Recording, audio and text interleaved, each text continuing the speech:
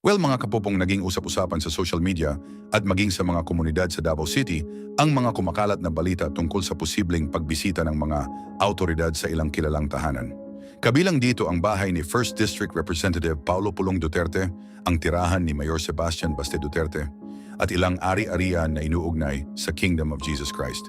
Unang umingay ang issue matapos maglabasan ng mga posts sa iba't ibang online page, kabilang na page ni Alvin and Tourism.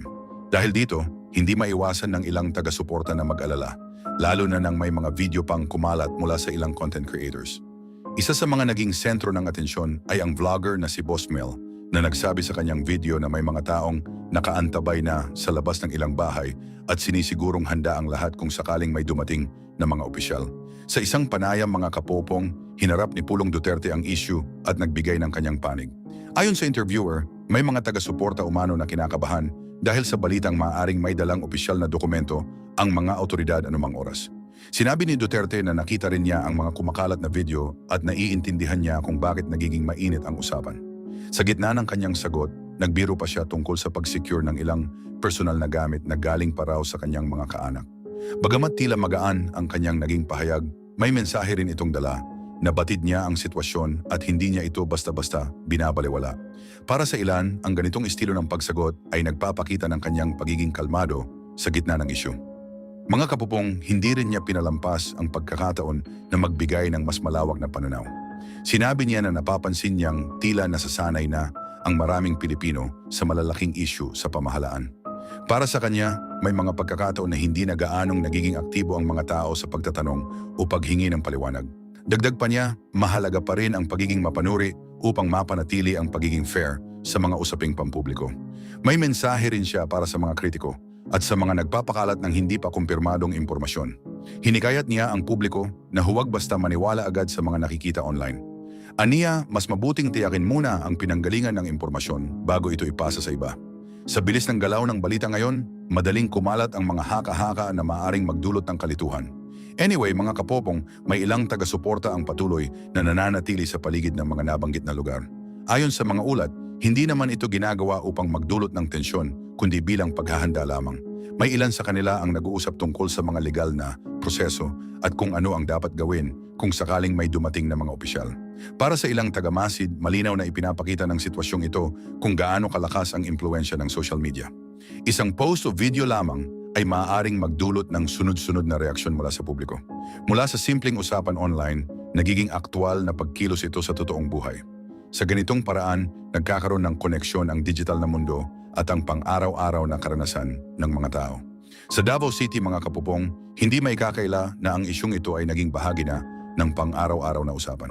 Sa mga tindahan, sa mga kalapit na lugar, at kahit sa simpleng kwentuhan, ito ang madalas na nababanggit. May ilan na naniniwalang lilinaw din ang lahat sa tamang panahon, habang ang iba naman ay mas pinipiling manatiling alerto at nakatutok sa mga bagong impormasyon. Sa ngayon, wala pang detalyadong pahayag mula sa mga lokal na opisyal tungkol sa naturang usapin. Dahil dito, patuloy ang pag-ikot ng iba't ibang opinyon at interpretasyon. Ipinapakita lamang nito kung gaano kahalaga ang malinaw na komunikasyon, lalo na sa mga ganitong sitwasyon na madaling maapektuhan ang pananaw ng publiko. Anyway, mga kapopong, ang pangyayaring ito ay nagsisilbing paalala kung gaano kabilis mabuo ang isang isyu sa panahon ngayon. Sa tulong ng social media, ang isang simpleng ulat ay maaaring lumaki at maging sentro ng pambansang diskusyon. Kaya naman mahalaga ang pagiging responsable sa pagbabahagi ng impormasyon. Sa mga oras na hinihintay pa ang mas malinaw na detalye, nananatiling mahalaga ang pagiging maingat at mapanuri. Sa ganitong paraan, may iwasan ang pagkalat ng maling impormasyon at masisiguro na ang bawat reaksyon ay nakabatay sa tama at sapat na kaalaman. Well, mga kapopong, sa mga huling araw ng Marso, muling naging sentro ng atensyon ang gitnang silangan matapos ang isang insidente sa Prince Sultan Air Base sa Saudi Arabia. Isang mahalagang surveillance aircraft ng United States ang tinamaan sa gitna ng isang koordinadong aerial assault. Agad itong nagdulot ng pag-aalala at masusing pagsusuri mula sa mga analyst at mga tao sa mundo. Ang aircraft, mga kapopong, na nasangkot ay isang Boeing E-3 Sentry, bahagi ng Airborne Warning and Control System.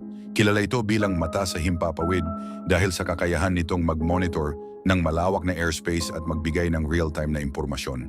Sa tulong ng radar dome nito, Natutukoy nito ang galaw ng aircraft and drones at iba pang bagay mula sa malalayong distansya na mahalaga sa koordinasyon ng mga operasyon. Anyway, mga kapupong, ayon sa mga ulat, nakapark ang aircraft sa loob ng base nang tamaan ito ng mga projectile at unmanned aerial systems.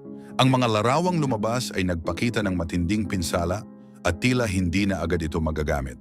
Hindi lamang ito ang naapektuhan dahil may iba pang kagamitan sa base, kabilang ang refueling aircraft ang nadamay.